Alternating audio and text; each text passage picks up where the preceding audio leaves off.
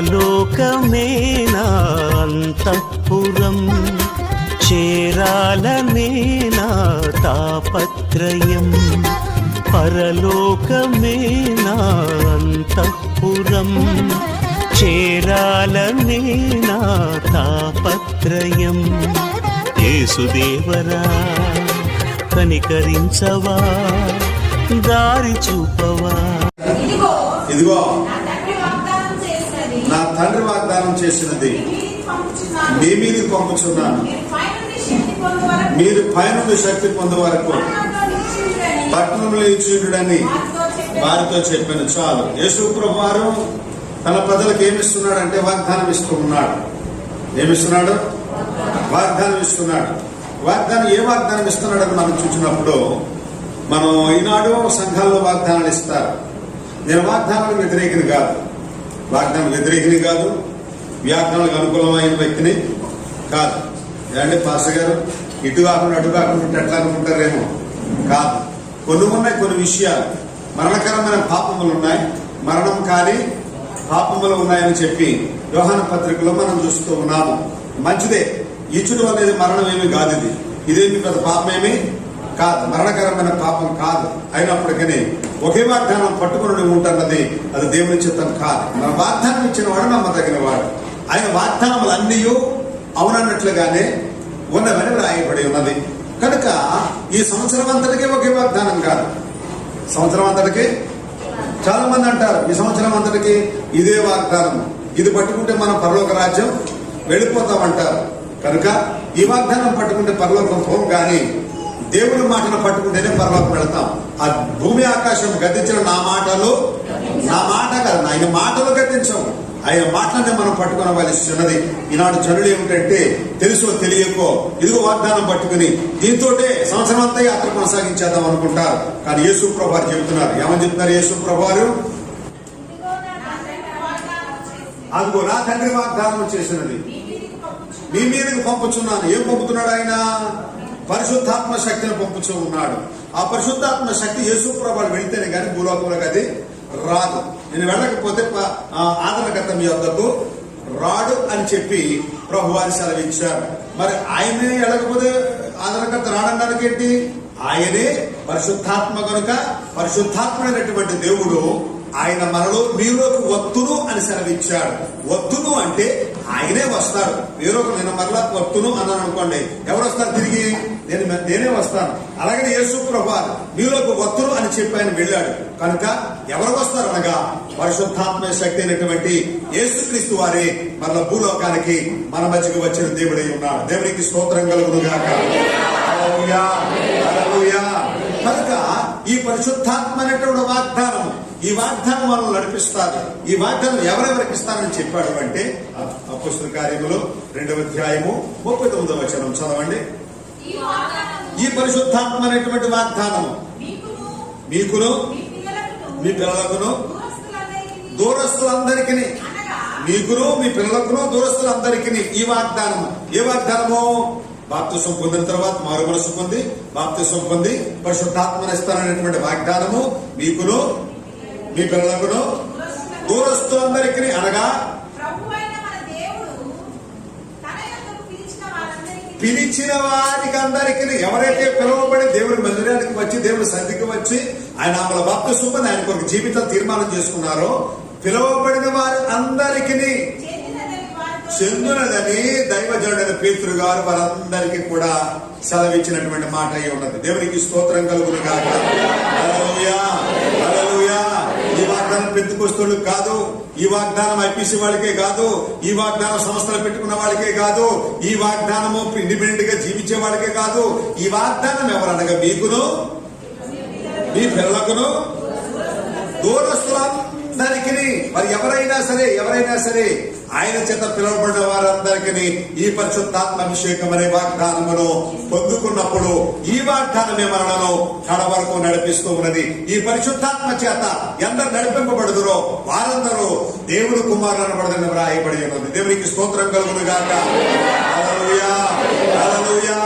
అందుచేత వాగ్దానము ఎందుకు అనగా వాగ్దానము మనలను సర్వసత్యములోనికి నడిపించడానికి, నిత్య రాజ్యం వరకు చేపట్టి నడిపించడానికి పరిశుద్ధాత్మ పొందేటటువంటి వాగ్దానం ఎంతగానో అవసరమై ఉన్నది. అంత మాత్రమే కాదు, మరొక వాగ్దానం చదువుకుందాం రండి. యోహాను రాసిన పత్రిక 2వ అధ్యాయము 25వ వచనం చదువు. నిత్య జీవము అనుగ్రహింతునన్నది ఆయన తానే మనకు చేసిన వాగ్దానము. దేవునికి స్తోత్రం చెబుదాం. హల్లెలూయా. దేవుడు వాగ్దానం ఏమిటి అంటే నిత్య జీవము అనుగ్రహింతునన్నది ఆయన తానే మనకు చేసిన. అసలు ప్రభు దగ్గరికి రావడం ఎందుకంటే కొంతమంది దెయ్యం వెళ్ళిపోవడానికి, కొంతమంది ఏమో బాగుపడడానికి, కొంతమంది రోగం పడడానికి, కొంతమంది లేకపోతే యేసుప్రభు మంచుడు కొంతమంది, ఈ విధంగా లేకపోతే లోకంలో పెట్టి దేవతలకు పెట్టి భరించలేక యేసుప్రభు దగ్గర కొంతమంది ఉంటారు. కాదట, అసలు యేసుప్రభు ఇవన్నీ సాదృశ్యాలతోనూ ఇవన్నీ సూచనలతోనూ పిలిచింది ఎందుకు అనగా నిత్య జీవము అనుగ్రహింతునన్నది ఆయన మనకు చేసిన నిత్య జీవం కొరకే తప్ప ఏదో డిన్నర్లు చేసుకుని భోజనాలు వండుకుని లేకపోతే కార్యక్రమాలు చేసుకుంటూ ఏదో నీళ్లు మునిగిపోయి వచ్చేసినంత మాత్రమే పాపం పోదు.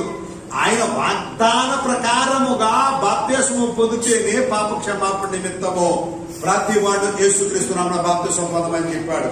వాగ్దానం లేకుండా కాదు, నిత్య జీవం కొరకు మాత్రం బాప్తిస్మం పొందడానికి విలువ ఉన్నదని చెప్పి వాక్యాన్ని బట్టి మీకు సెలవిస్తూ ఉన్నాను. ప్రభు దగ్గర రావడం ఎందుకు అనగా ఆయన వాగ్దానం పొందుకోవడానికి. ఆయన వాగ్దానం ఏమిటి? నిత్య జీవము అనుగ్రహించునను వాగ్దానము తానే మీకు అనుగ్రహించాడని వ్రాయబడి ఉన్నది. అందుచేత నువ్వు ప్రభు దగ్గరికి వచ్చింది ఎందుకనగా నిత్య జీవం కొరకు. ఏదో దెయ్యాలు పోగొట్టుకోవడానికి మాత్రమే కాదు, స్వస్థత పడడానికి మాత్రమే కాదు, లేకపోతే నెమ్మది పొందడానికి మాత్రమే కాదు, ఈ లోకం విడిచిన తర్వాత నిత్య జీవం పొందడానికి యేసు ప్రభువారు మనం పిలిచాడు. ఆ వాగ్దానాన్ని మనము స్వతంత్రించుకునవలసి ఉంది. దేవునికి స్తోత్రం కలుగును గాక. హల్లెలూయా, హల్లెలూయా. ఒక ఆయన వాగ్దానం అని చెప్పేసి మరి ఈ విధంగానే జనవరి కొత్త కరెక్షన్ బండ్లు వచ్చారట వాగ్దానం తీసుకోవడానికి. ఖాళీ లేదు వీళ్ళకి. అయినప్పటికీ ఆ వాగ్దానం టైంకి వచ్చేసారట. వాగ్దానం టైంకి వచ్చి వాగ్దానం తీసుకున్నారట. పాస్టర్ గారు నాకులాగా కంగారు పాస్టర్ గారు ఈ కంగారు అంటే అక్కడ రాసి పడేసాడండి. యోహాను 4:18 రాసి ఇచ్చాడు. నీకు 5 పెనిమిట్లు ఉంటుంది, ఇప్పుడు ఉన్నవాడు నీ పెనిమిటి కాడు అని చెప్పేసి ఈ వాగ్దానం పట్టుకుని వెళ్ళిపోయాడు. బాగుంది కదా? వాగ్దానం మీద ఆధారపడినాడు అనమాట. వాగ్దానం కొరకే వచ్చిన వాడు. సరే నేను అనుకుంటున్నాను, నాకు ఇష్టం లేకపోయినా మా అమ్మ నాన్న ఇచ్చి పెళ్లి చేశారు, మరి ఎట్లా వదిలించుకోవాలనుకుంటున్నాను కానీ కుదరలేదు. ఇప్పుడు సరైన వాగ్దానం దేవుడు నాకు, ఇప్పుడున్నవాడు నీ వాడు కాడు. చలో. అసలు ఆ పాస్టర్ గారు ఈ వాగ్దానం రాసి ఇచ్చింది అది కాదండి. 1వ యోహాను పత్రిక 4:8 పాస్టర్ గారి ఉద్దేశం. ఈ 4:8 ఏముంది? దేవుడు ప్రేమ స్వరూపి, బాబు ప్రేమ లేని వాడు దేవుడు ఎరుగడు, కనుక మీరిద్దరు ప్రేమ కలిగి జీవించండి అనేది వాగ్దానం వచ్చింది. అసలు సంగతి అది. కానీ వీళ్ళ మోటివేషన్ ఏమిటంటే దేవుడు త్వరగా వస్తానని నేను సిద్ధపడాలి, దేవుడు రాజ్యం వెళ్ళాలనేటువంటి ఆలోచన లేదు. హల్లెలూయా. అందుచేత దేవుడిచ్చిన వాగ్దానం మాట పట్టుకుని ఆయన వాగ్దానములన్నీ అవునన్నట్లుగానే ఉన్నవి తప్ప అది ఒక్కటి కూడా తప్పిపోయేది కాదు. హల్లెలూయా, హల్లెలూయా. అందుచేత వేరే వేరే వాగ్దానం కాకుండా దేవుడిచ్చిన వాగ్దానం మనం నెరవేర్చవలసి ఉన్నది. అందుచేత 1 రాజుల గ్రంథము 8వ అధ్యాయము 56వ వచనం ఎట్లనగా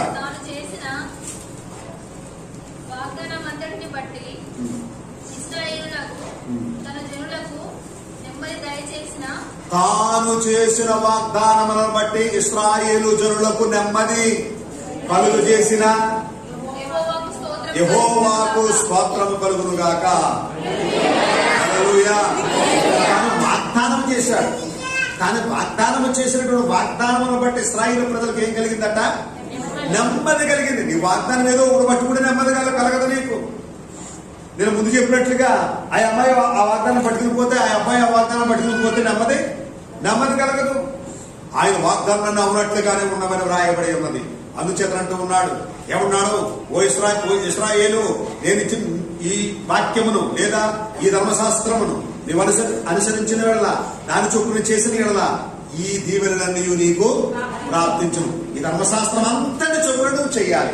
అంతేగాని ఒక కాగితం పట్టుకుని ఈ కాగితం పట్టుకుని ఈ వారం అంతా నాకు ఇదే, ఇది నా సంవత్సరం అంతా ఇదే అంటే నీకు ఆశీర్వాదం ఏమి? ఒక్కదాన్ని బట్టి నీకు ఆశీర్వాదం ఏమి రాదు. ఆజ్ఞలు నీవు పాటించిన ఏడల నిత్యం కొరకు ప్రభు మనల్ని పిలిచినప్పుడు నిత్యం ఇవ్వడానికి ప్రభు అంటున్నాడు. నిత్యం మనకి ఏం చేయాలంటే ప్రభు అన్నాడు, బాబు ఆజ్ఞలన్నీ పాటించని యేసు ప్రభు అని చెప్పారు. యేసు ప్రభు ఆజ్ఞలన్నీ చెప్తే వాడేమంటాడంటే, అయ్యా ఈ ధర్మశాస్త్రంలో ఆజ్ఞలన్నీ బాల్యము నుండి నేను బాల్యములను అనుసరిస్తానే ఉన్నాను. నిత్యం వెళ్ళిపోతావా?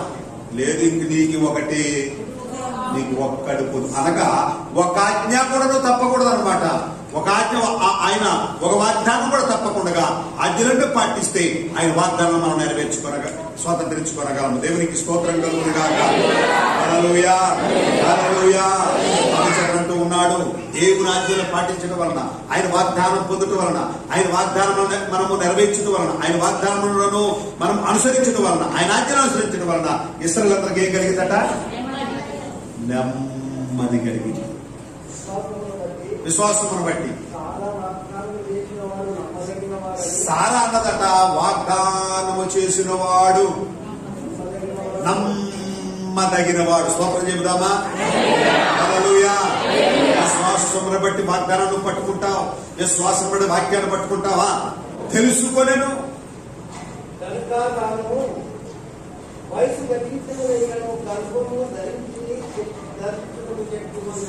దేవుడిచ్చిన వాగ్దానము, దేవుడిచ్చిన మాటను గట్టిగా పట్టుకున్నప్పటికీ, వయసు గతించినది అయినప్పటికీ ఆమె వాగ్దానాన్ని వృద్ధాప్యములో స్వతంత్రించుకున్నది.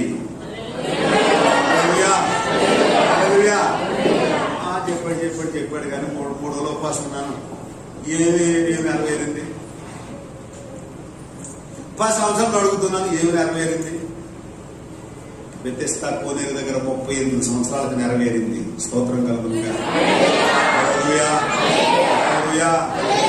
సారాకి ఇంచుమించు 90 సంవత్సరాలు వచ్చిన తర్వాత నెరవేరింది దేవుని వాగ్దానం. దేవునికి స్తోత్రం కలుగునుగాక. హల్లెలూయా. ఈ రోజుల్లో అంతకు ముందు అంతగా కొంతమంది కంగారు పడిపోతారు. కొంతమంది ఏమైతారు? కంగారు పడిపోతారు. ఏం నెరవేరుతాడు. ఇష్టడు కూడా కంగారు, అల్లుడు కూడా పడతారు. ఆ కంగారేంటి? నువ్వు క్రైస్తవురాలువా కాదా? అదే కనిపెట్టేది లేదండి. ఎందుకంటే నువ్వు కరెక్ట్ గా లేవన్నమాట. అందుకని కంగారు ఎక్కువైపోతుంది. నువ్వు ప్రభు మీద పూర్తిగా ఆనుకోలేదు, అందుకే కంగారు ఎక్కువైపోతుంది. నువ్వు పూర్తిగా ఆనుకున్నటువంటి ఇశ్రాయేలు దేవుడు వాగ్దానం చేశాడు కనుక, అట్టి వాగ్దానం చేసిన దేవుడిచ్చిన నెమ్మదిని బట్టి వాడు ఇశ్రాయేలు దేవుడిని యెహోవాను స్తోత్రము చేసిరి. హల్లెలూయా, హల్లెలూయా. ఈనాడు మనం ఎందుకు దాన్ని స్వతంత్రించుకోలేకపోతున్నాం అని చెప్పి మనం పరిశీలించినట్లయితే, వాగ్దానం స్వతంత్రించుకోకపోవడం కూడా కారణం we are the responsible for ourselves.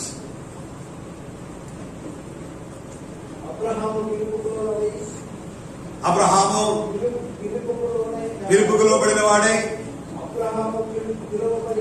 పిలువబడినప్పుడు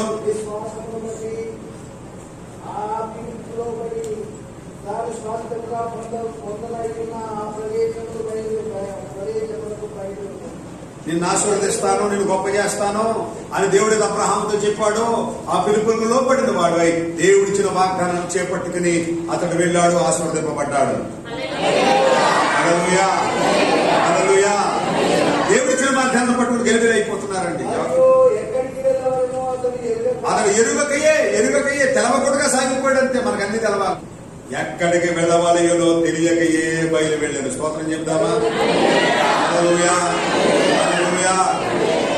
డెహ్రాడూన్లో చదువుకున్నప్పుడు అక్కడ రిజర్వేషన్ చేసుకున్నాము మేము.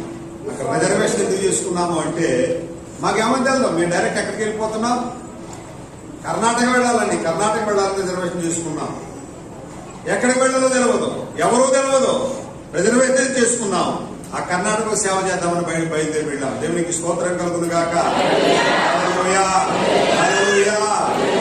పిలుపు మేరకు రిజర్వేషన్ క్యాన్సిల్ చేసుకుని ఈ తెలంగాణ ప్రాంతం రావడం జరిగింది. దేవునికి స్తోత్రం కలుగును గాక. హల్లెలూయా.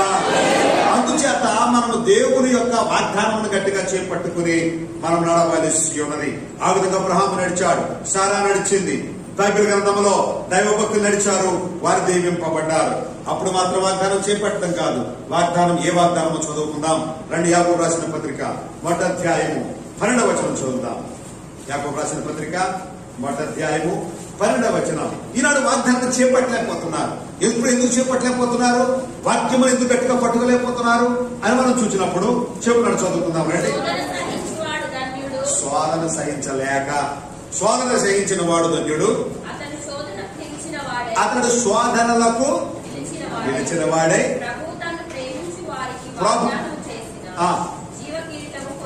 ప్రభు తను ప్రేమించు వారికి వాగ్దానము చేసిన జీవ కిరీటం వాగ్దానం. నిత్య జీవం అనేది వాగ్దానం. పరిశుద్ధాత్మ అనుగ్రహిస్తాననేది వాగ్దానం. ఈ వాగ్దానాలు పట్టుకోకుండా ఏపు సంబంధమైన వాగ్దానం పట్టుకుని ఓ సంతోషంతో వెళ్ళిపోతే ఏం ప్రయోజనం? నా రాజ్యంలో నీతిని మొదల వెదకుడి, అవన్నీ నేను మీకు అనుగ్రహిస్తానన్న వాగ్దానం చేసిన దేవుడు. హల్లెలూయా, హల్లెలూయా. ఎప్పుడు నిలబడి ఉండాలంట? శోధన సహించిన వాడు శోధనలో నిలబడి వాగ్దానం చేపట్టుకోవాలి. నిత్య జీవం అనే వాగ్దానం, జీవ కిరీటం అనే వాగ్దానం. ఎక్కడ నిలబడి? శోధనలో నిలబడి. శోధన చేసిన పాస్టర్ నిలబడకపోయాను, నోరు విడిచిపెట్టేశాను. ఏం విడిచిపెట్టేసావట? ఎందుకండి శోధన నిలబడలేని భక్తి ఎందుకు? రాబోయే కాలం శోధన కాలం కాదా? రాబోయే కాలం శ్రమ కాలం కాదా? రాబోయే కాలం కరువు కాలం కాదా? రాబోయే కాలం క్రైస్తవులు ఉండకూడదని చెప్పే కాలం కాదా? అప్పుడేం నిలబడతావు నువ్వు? ఈనాడే శోధన నిలబడలేకపోతున్నావు. గయ్యాడి గబ్బలాగా పడిపోతావు, తిమ్మరాజులాగా పడిపోతావు. నా ప్రియ సహోదరులారా ఆలకించండి.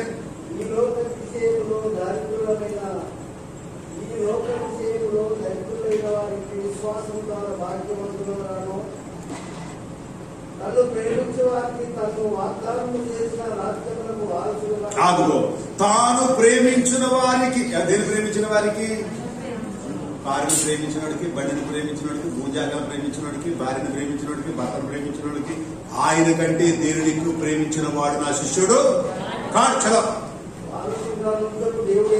వాగ్దానం చేసిన జీవ కిరీటము.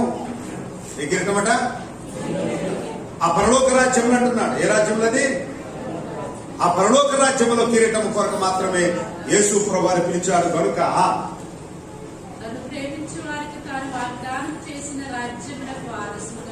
రాజ్యమునకు వారసులుగాను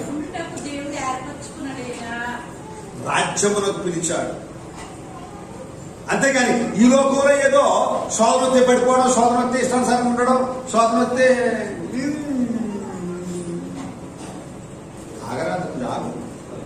ఆగు బాబు ఆగు. మా బావగారు ఉన్నారు, చనిపోయారు. సంవత్సరం గారు యానం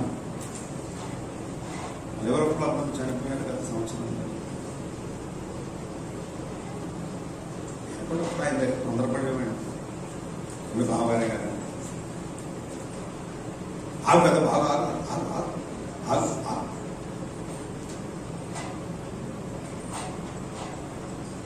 ఇప్పుడు అబ్బే మన అక్కడ ఆగుతాడు. ఎక్కడ ఆగుతాం? కొంచెం దగ్గరగా మాట్లాడేవాడిని అంటే బూత్ మాట కాదు, తిట్టు కాదు, జగడం కాదు, ఏది కాదు. కొంచెం సౌండ్ పెంచితే నన్ను అలా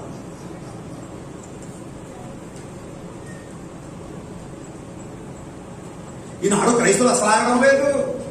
అంజుడు ఆగుతున్నాడు అండి. అంజుడు ఆగుతున్నాడు, సోదరులు అంజుడు ఆగుతున్నాడు. అరే తప్పనడు కదా, అది తప్పనడు కదా, అరే అది తప్పనడు కదా అక్క, తప్పనడు కదా అన్న, ఇంకెందుకు చెప్పవద్దు. వాడు ఊరుకుంటున్నాడు, ఏడు ఊరుకోవట్లేదు అబ్బా. అందుకే దేవుని యొక్క వాక్యం ఏం చెప్తుంది? శోధన సహించిన వాడు ధన్యుడు. స్తోత్రం చెప్పండి. ప్రతి మనుషుడు తను తాను పరీక్షించుకొనవలెను. శోధన సహించిన వాడు ధన్యుడు, ప్రభు తను ప్రేమించే వారికి వాగ్దానము చేసిన జీవకిరీటం. అది వాగ్దానం. దేవునికి స్తోత్రం కలుగును గాక. హల్లెలూయా. ఆ జీవకిరీటం కొరకు మనం వెళ్ళాలి. ఆ జీవకిరీటం కొరకు ప్రభు పిలిచాడు. ఆ జీవకిరీటం కొరకు నువ్వు దేవుని దగ్గరికి వచ్చావు. నీ తండ్రి వలనో నీ తల్లి వలనో సాతాను శక్తులు పీడింపడుచున్న విడుదల పొందటం వలనో లేకపోతే దేవుని వాక్యం చెప్పడం వలనో నువ్వు ప్రభు దగ్గరికి వచ్చావు బిడ్డ. దేని కొరకు? పరలోక రాజ్యము కొరకు. ఆ రాజ్యములో ఆయన వాగ్దానం చేసిన జీవకిరీటమును శోధనలు సహించి మనం పొందుకొనవలసి ఉన్నది. హల్లెలూయా. హల్లెలూయా. జీవకిరీటం మరొక రూపంగా వస్తుంది. శోధనలు సహించిన జీవకిరీటం వస్తుంది. రెండవది ప్రణాళిక 2వ అధ్యాయం 10వ వచనం చదువుకుందాం. స్మరణ సంఘానికి చెబుతూ ఉన్నాడు. ఏమని చెప్తున్నాడు? 2వ అధ్యాయం 10వ వచనం. శోధన వస్తుంది, మీరు శోధింపబడినట్లు అపవాది మీలో కొందరిని చెరలో వేయింపబోచున్నాడు.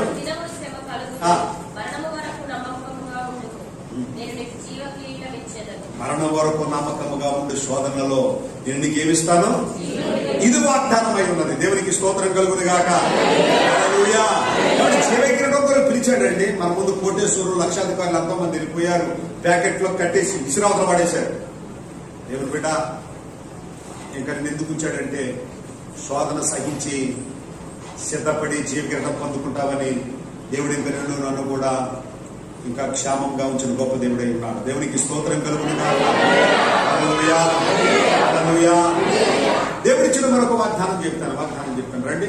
వాగ్దానం గురించి ఏం రాయబడి ఉన్నదో ఎఫెసీయుల పత్రిక 6వ అధ్యాయం 2వ వచనం చదువుకుందాం. ఎఫెసీయులకు రాసిన పత్రిక 6వ అధ్యాయం 2వ వచనం చదువుకుందాం. నీకు మేలు కలుగునట్లు నీ తల్లిని తండ్రిని సన్మానించుము, అప్పుడు నీవు భూమి మీద దీర్ఘాయుష్మంతుడు వగదువు. ఇది దేవుని వాగ్దానముతో కూడిన ఆజ్ఞలలో మొదటి ఆజ్ఞ అండి. ఏంటి? నీ తల్లిదండ్రులను సన్మానించు, దీర్ఘాయుష్మంతుడు అవుతావు. ఆజ్ఞ ఏంటది? తల్లిదండ్రులకు విధేయులై ఉండు. ఆత్మీయ తల్లిదండ్రులకు విధేయులై ఉండాలి. పరమ తల్లిదండ్రులైన దేవుడికి విధేయులై ఉండాలి. ఈనాడు ఈ తల్లిదండ్రులకి విధేయులు కాకుండా, రెండవ ఆత్మీయ తల్లిదండ్రులైనటువంటి సేవకునికి సేవకురాలకి విధేయులు కాకుండా, పరమ తల్లిదండ్రులైనటువంటి దేవునికి విధేయులు కాకుండా ఉన్నట్లయితే ఈ దీర్ఘాయుష్ లేదు. కొందరు ఏ ఫ్లెక్సీలు పెట్టేస్తారండి అమ్మాయికి? యవ్వన వయసులో ఫ్లెక్సీ అండి. యవ్వన వయసులో ఫ్లెక్సీ. దారిలో చూసి వస్తానండి. ఇప్పుడు ఆ తొరల బంగ్లా దగ్గర ఎవరి వయసులో ఉన్నవాడు ఫ్లెక్సీ, ఆ శ్రీరాంపురంలో ఎవరి వయసులో ఉన్నవాడు ఫ్లెక్సీ. ఏ ఊరిలో ఎవరొచ్చిన ఫ్లెక్సీ తప్ప ఈ ముసలి ఫ్లెక్సీలు కనపట్లేదు. కారణం ఏమిటి అంటే అంచెదినములలో తల్లిదండ్రులకు అవిధేయులు వ్రాయబడి ఉన్నది. జాగ్రత్త. తల్లిదండ్రులకు లోపడదాం, తండ్రి మాట విందాం, సేవకుడి మాట విందాం, దేవుని మాట విందాం. అప్పుడు భూమి మీద దీర్ఘాయుష్మంతుడు వదువు. ఇది వాగ్దానముతో కూడినది. దేవునికి స్తోత్రం కలుగును గాక. హల్లెలూయా. హల్లెలూయా. అందుచేత దేవుని యొక్క వాక్యం చెప్తున్నది. చదువుకున్నాం రండి. సామెతల గ్రంథం 8వ అధ్యాయం 32వ వచనం. కావున పిల్లలారా నా మాట ఆలకించుడి, నా మార్గమును అనుసరించిన వారు ధన్యులు. దేవునికి స్తోత్రం కలుగును గాక. హల్లెలూయా. పిల్లలారా నా మాట వినుడంటున్నాడు దేవుడు. తల్లిదండ్రులు చెప్పిన మాట వినమంటే మనం ఏం చేస్తాం? కాలం పోతుంది. ఒక్కదంటే ఒక్క బాబిడ్రా రావాలి. అదే ఇప్పుడే వస్తానండి, నాకు పని ఉందండి. ఏం పని నీకు? భార్య లేదాయే, పిల్లలు లేదాయే, సంసారం లేదాయే, ఏది లేదాయే. ఇలా పని ఉందండి. పని బాలుడైన సమూయేలు ఏలి ఎదుట యెహోవాకు పరిచర్య చేయించి ఉండనని చెప్పి సమూయేలు గ్రంథంలో 3వ అధ్యాయం 1వ వచనంలో వ్రాయబడి ఉన్నది. దేవుని బిడ్డ, దేవుని సందు పరిచయం చేయాలి. దేవుని పిల్లలు పరిచయం చేసిన వారు దేవుని సందు స్థాపనకి, దేవునికి, పెద్దలకి, తల్లిదండ్రులకు లోబడి ఉన్నవారు ఆశీర్వాదం పొందుకున్నారు. ఈనాడు వారు గొప్ప గొప్ప సేవకులయ్యారు, గొప్ప గొప్ప ఉద్యోగస్తులయ్యారు. నువ్వు సగం లోపడతావు, సగం లోపడవు. నాకు సహోదరుడు చెప్తున్నాడు, అయ్యా మరి ఏంటి మీరు చెప్పండి అంటే అడ్వైజ్ ఇవ్వండి అంటే, అయ్యే సగం వింటారు, సగం వింటారు అయ్యాను. అవును బాబు, సగం వింటారు, సగం వింటారు. సగం కాదు, నువ్వు పూర్తిగా నీకు నష్టం కలిగిన నువ్వు వినాలి. అప్పుడు వాగ్దానాన్ని స్వతంత్రించుకుంటావు. దేవునికి స్తోత్రం కలుగునుగాక. హల్లెలూయా, హల్లెలూయా. పిల్లలారా, వచ్చిన మాట ఆలకించుడి. నా మార్గంలో అనుసరించిన వాడు ధన్యుడు. ఉపదేశం నిరాకరింపక. అవలంబిస్తే జ్ఞానం తెచ్చుకుంటావు, లేకపోతే జ్ఞానహీనుడు అవుతావు. జ్ఞానహీనుడు ఏమని పిలుస్తారు? ఇంగ్లీష్లో చెప్పండి. మంచిగా చెప్పావు, మంచిదా. ఒరే ఫూల్ అంటే మీరు ఒప్పుకుంటారా? దేవుడు చెబుతున్నాడు, ఆయన మాట వినకపోతే, ఆయన ఆజ్ఞలు అనుసరించకపోతే మనం ఏమైనామట? బుద్ధిహీనులు. తెలుగు చెప్తేనే మంచిగా ఉంటుందని కదా. ఫూల్. నాకేమో చెప్పలేరు మీరు అంతా. అవి అతనమయ్యే ప్రజలు ప్రార్థన చేయడం వచ్చారు మీరు ఎవరన్నా? అదే ఏం లేదు. ఆమెనంటే చెల్లిపోతాం. మీకు ఆశీర్వాదం ఎక్కడి నుంచి వస్తుంది? మీకు దీవెన ఎక్కడి నుంచి వస్తుంది? ఒక్కొక్క కుటుంబం వచ్చి కుటుంబాశీర్వాదం కొరకు ప్రార్థన చేయించుకున్నారు. దేవునికి స్తోత్రం కలుగునుగాక. హల్లెలూయా, హల్లెలూయా. దేవుని సంతో కనబడాలి, దేవుని సేవకులతో సహవాసం చేయాలని చెప్పినా ఆ రోజు మీకు ఏదో సహవాసం ఏం చేశారు చెప్పండి. సమయం కావాలి, దేవుని వాక్యం స్వతంత్రించుకోవాలి.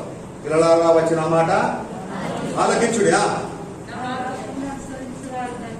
నా మార్గం అనుసరించిన వారు ధన్యులు. ధన్యత కలుగుతుంది, దీవెన కలుగుతుంది.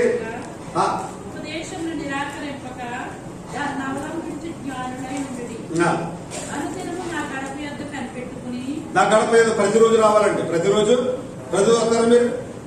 ప్రతిరోజు అనుదినం నా గడప మీద కనిపెట్టుకుని వాడు నా ద్వారముల మీద కాచుకొని నా ఉపదేశము వినువారు ధన్యులు. దేవునికి స్తోత్రం కలుగునుగాక. హల్లెలూయా, హల్లెలూయా.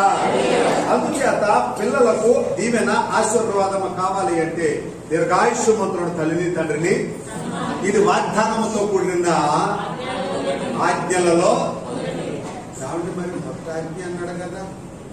మొదటి ఆజ్ఞ అన్నాడు, ఈ దేవుడిని యెహోవాను పూర్ణ హృదయంతోను పూర్ణాత్మతోను ప్రేమించబలనన్నది మొదటి. మరి ఇక్కడ ఏమంటున్నాడు పౌలు గారు? అది మొదటి ఆజ్ఞ అయితే ఇది వాగ్దానముతో కూడిన మొదటి ఆజ్ఞ అయి ఉన్నది. హల్లెలూయా, హల్లెలూయా. అందుచేత ఈ వాగ్దానం పూర్ణాత్మతో, పూర్ణ బలముతో, పూర్ణ శక్తితో, మనస్సుతో ముఖ్యమైనది మొదటి ఆజ్ఞ అన్నాడు. ఇది వాగ్దానముతో కూడిన ఆజ్ఞ. తల్లిదండ్రుల పిల్లలకి ఏం చేయాలి అంటే నీ కుమారులను శిక్షించుట మానుకొనకు, బెత్తముతో వారిని కొట్టిన ఎడల వాడు చావకుండా వాడు ప్రాణమును పాతాళములకు పోకుండా నీ వారిని తప్పించదు. దేవునికి స్తోత్రం కలుగునుగాక. హల్లెలూయా. ఒక మాట అంటే పోయి పెద్దగడి దగ్గర ఉంటారు. ఈ తలతో కనపడరు, మీరు పెద్దగడి దగ్గర కనపడరు. డైరెక్ట్ ఒక మాట అంటే చాలు. ఏం ఆశీర్వాదం అతను బిడ్డలారా? ఎవరు ఆశీర్వదింపబడ్డారని దెబ్బలు 2 మాటలు తిన్నారు, నిందలు పడ్డారు, అపనిందలు పడ్డారు, నిష్ఠూరాలు పడ్డారు, తల్లిదండ్రుల చేత మాటలు పడ్డారు పిల్లలు, యవ్వనులు. ఇప్పుడు మనకది కాదు, మనకేదేదో వద్దు బిడ్డ వద్దు.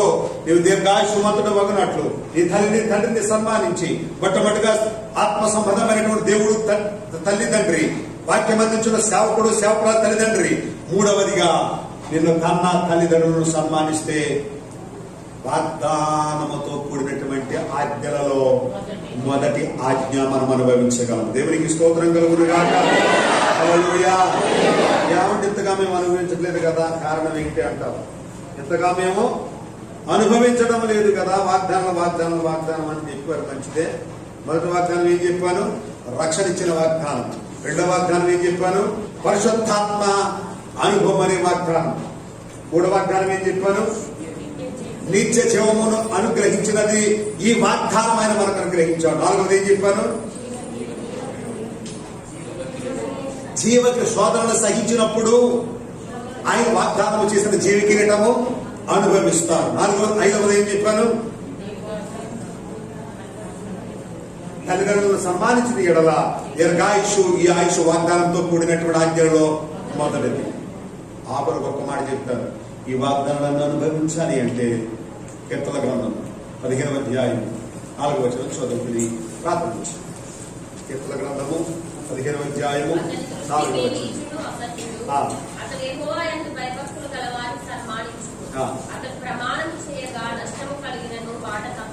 నష్టము కలిగినను అతడిచ్చిన వాగ్దానము తప్పని వాడు ఈ వాగ్దానములన్నీ నెరవేర్చుకొనగలడు. దేవునికి స్తోత్రం కలుగునుగాక. హల్లెలూయా. ఇంట్లో దిగా 2 చేతులు పట్టుకున్నాం, అది కాలవే గాని, చెరువే గాని, కుండే గాని, లేకపోతే హౌజే గాని, ఏదే గాని దాంట్లో కూర్చొని ఈ 2 పట్టుకుని మరణం వరకు నమ్మకంగా ఉంటాం. శ్రమ అయినా, బాధ అయినా, కష్టమైన, ప్రాణహాని అయినా ఆయన కొరకు జీవిస్తానని ఒప్పుకున్నాం. ఈ నువ్వు ఇచ్చినటువంటి వాగ్దానం ఉన్నదే, నష్టము కలిగినను మాట తప్పకుండా ఉంటే ఈ చెప్పిన వాగ్దానాలన్నీ మన జీవితంలో నెరవేర్చుకోగలం. దేవునికి స్తోత్రం కలుగునుగాక. హల్లెలూయా, హల్లెలూయా. అది నెరవేర్పు దేవుడు మన జీవితంలో, మన బ్రతుకులో అనుగ్రహించి నిత్య రాజ్యం వరకు చేపట్టి నడిపించునుగాక. ఆమేన్. అలాగే నేను తల్ల వచ్చండి, చిన్న ప్రార్థన చేసుకుందాం. ఎక్కడ ఉన్నప్పటికీ, ఏ స్థలంలో ఉన్నప్పటికీ ప్రార్థనలో పాల్గొనండి. దేవుడు మిగతముగా ఈ వాగ్దానం ప్రకారంగా నడిపించమని, ఏదేదో ఒక వాగ్దానం పట్టుకోవడం కాకుండా ఇదిగో నిత్య జీవం కొరకైన వాగ్దానం పట్టుకుని దేవుడు నడిపించలాగా ప్రార్థన చేసుకుందాం. సేవకులను ప్రార్థన చేస్తూ ఉండగా మన ప్రార్థన ఏకీభవిద్దాం.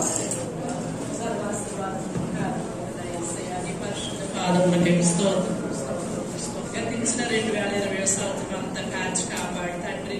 2021 సంవత్సరంలో తండ్రి మొట్టమొదటి పునరుద్ధానంలో తండ్రి నీ వాక్యం వినడానికి, నీ ఆరాధనలో పాల్గొనడానికి తండ్రి మీరు ఇచ్చిన మాటను బట్టి నీకు స్తోత్రములు స్తోత్రములు స్తోత్రములు ప్రభువా.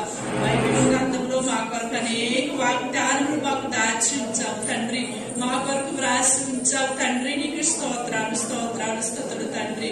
ఇంకో నిత్య జీవం వారసు రావడానికే తండ్రి మిమ్మల్ని పిలుచుకున్నారన్నావు తండ్రి.